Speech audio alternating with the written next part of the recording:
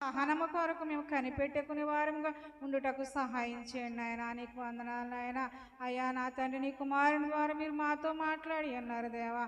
నా తండ్రి నాయన, భక్తి లేని వారంగా మేము ఉండక నా తండ్రి భక్తిని శక్తిని కలిగి ప్రభా నిన్ను ప్రార్థించిన ప్రార్థనలో మేము ప్రతిఫలాన్ని పొందుకునే భాగ్యం దయచేయమని అడుగుచున్నామయ్యా.